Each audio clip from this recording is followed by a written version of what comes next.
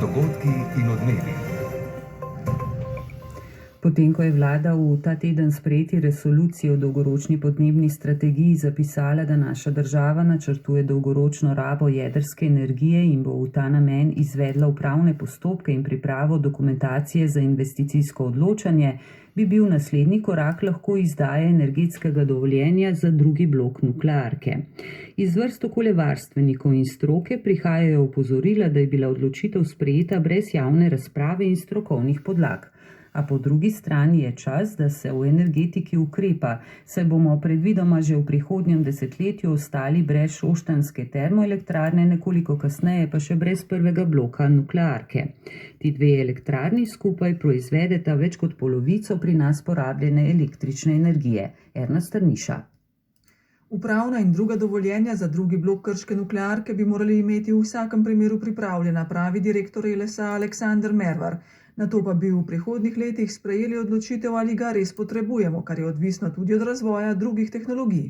Rešitev bi bila, naprimer, če se tehnologija pretvorbe viškov elektrike, predvsem iz sončnih elektrarn, v vodik in metan spravi na ekonomsko, užiten nivo.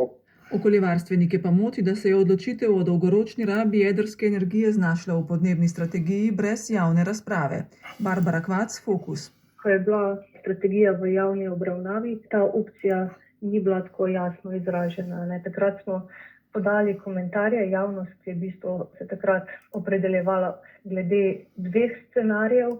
Pristojni sicer zagotavljajo, da odločitev še ni sprejeta oziroma se bo to zgodilo na podlagi dokumentacije, kot je investicijski program in državni prostorski načrt.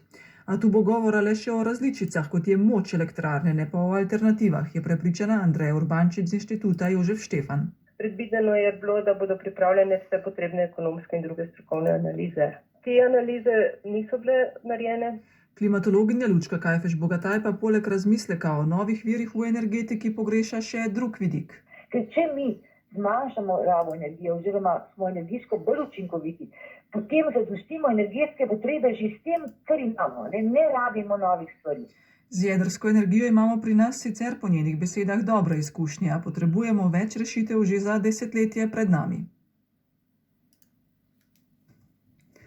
Po uspešni prejšnji soboti, ko so na čistilni akciji desali 3 tone komunalne, 3 tone zelenega obreza,